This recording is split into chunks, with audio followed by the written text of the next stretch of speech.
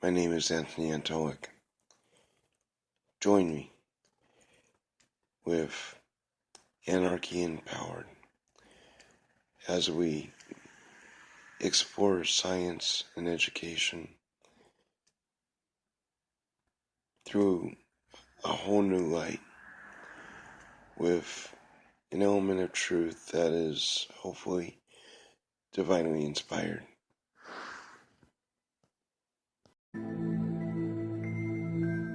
Hi, this is Greg from in5d.com, and today we're going to be talking about negative Rh blood types and alien lineages. Religion wants us to believe that we all descended from Adam and Eve, but that doesn't explain the differences in ethnicity, race, differences in skin color, nor does it explain the differences in blood types and whether you're Rh positive or negative. There are 3 different blood types, A, B, and O, and 2 different Rh values, either positive or negative. If we allegedly came from Adam and Eve, then it's impossible to have 3 different blood types. Okay, enough is enough. I started this video with the rhetoric of trailer trash because I'm tired of the mockery. Presenting theories about aliens and making absurd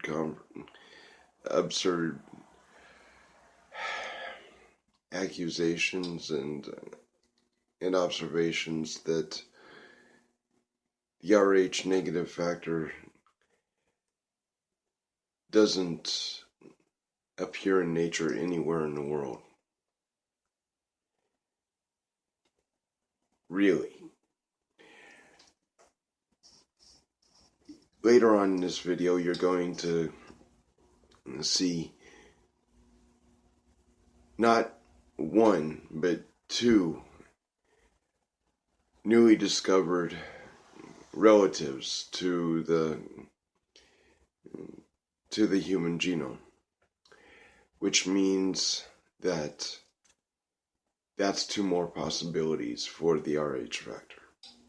Beyond that, I'm also going to show you a video about a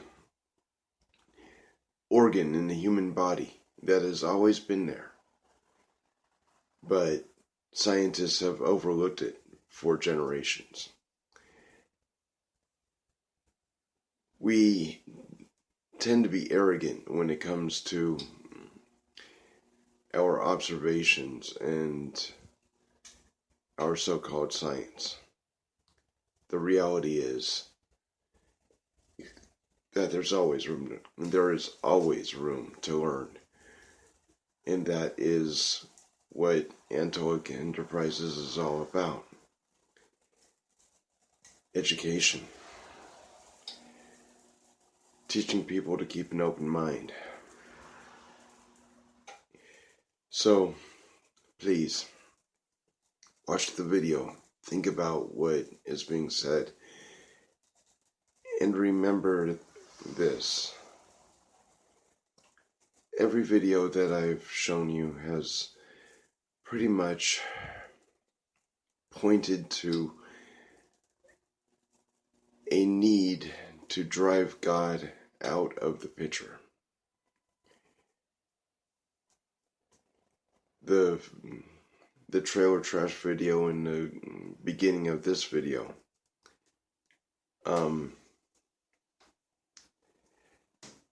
starts out by questioning the story of Adam and Eve, which most Christians just accept as a metaphor and don't even acknowledge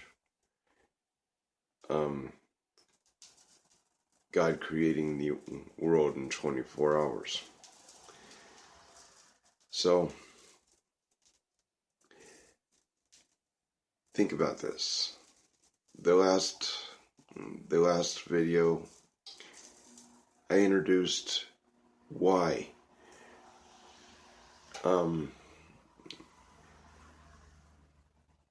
America is addicted to our own addictions. And pretty much this is along the same lines. the reality is that if you push religion out, you have to replace it with something else. You replace it with something else, and anything can fill that void. Be it aliens or other forms of superstition.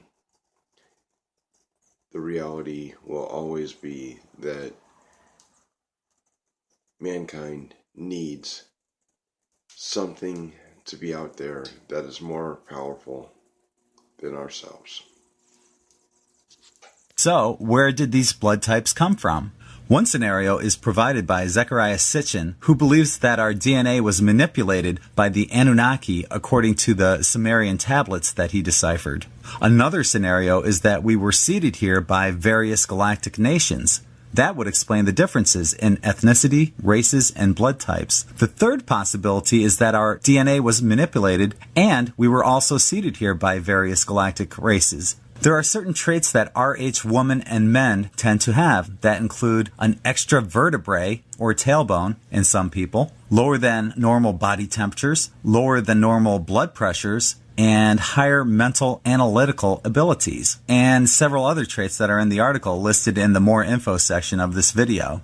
Some people call these reptilian traits, and let's be clear about this. I honestly don't believe all reptilians are bad, nor are all Greys, Draconians, or any other alleged race. It seems we all have our share of idiots in each race, so if you have these supposed reptilian traits, then I wouldn't take it too seriously as being something negative. It's interesting that certain geographic areas of the world are Rh negative. Would these be the places that certain star families seeded their people? Negative Rh blood, whether it be O, A, B, or AB negative, is only found in 15% of the population. What is your blood type? Do you think that we are descendants of Adam and Eve? Why are there so many races, ethnicities, and blood types? So, it's impossible to have 3 different blood types, really.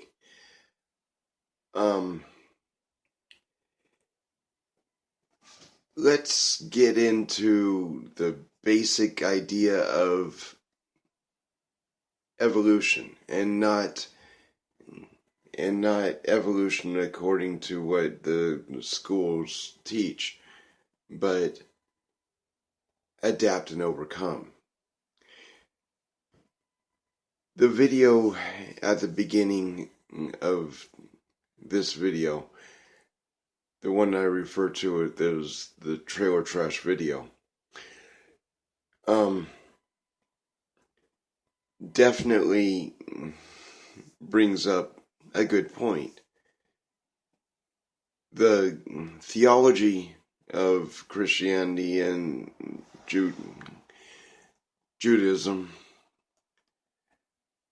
well, creationism in itself, does not do justice to why there are so many differences in the human genome. But yes, it does. The Bible talks about a story of the Tower of Babel. The Tower of Babel was created to get closer to God, but get closer to God on man's terms. Out of anger, Jehovah cursed mankind and drove them apart from each other, meaning that they would migrate to other parts of the world. Okay? I'm a long-standing believer that the Bible is a metaphor. That Noah is just an extension of Gilgamesh and so on. So let's look at it another way. The Bible talks about going out into other parts of the world. Well, other parts of the world means colder environments, harsher light, different varieties of food, scarcer food, and so on. As the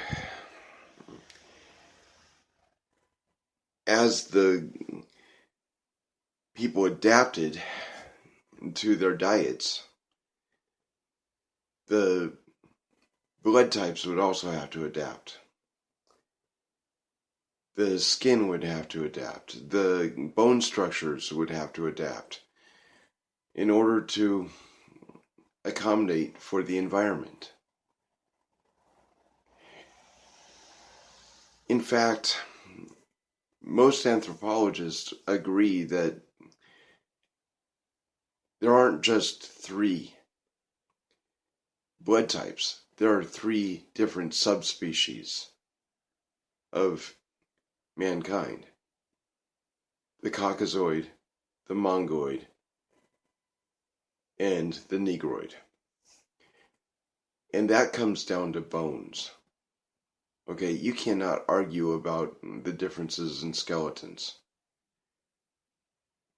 They are a different genome. Okay? Type O negative blood digests food way differently than AB or A and B blood types. AB is a hybrid between A and B, obviously, that basically happened in America with the Chinese and the Negro slaves interbreeding and the dietary exceptions happening.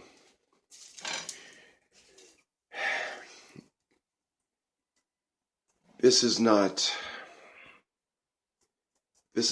hard to accept.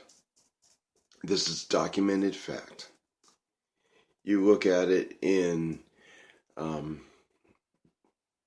any forensic anthropology book, forensic osteology, Bass's handbook will give you several different reference points in the skulls to identify whether or not there's a Caucasian skull or Negroid or Caucasoid.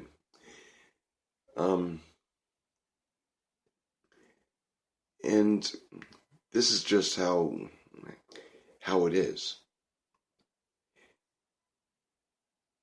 So in fact, theology does explain these differences. It is interesting to me, however, that our society is so willing to reject what theology has long accepted to come up with something so ludicrous.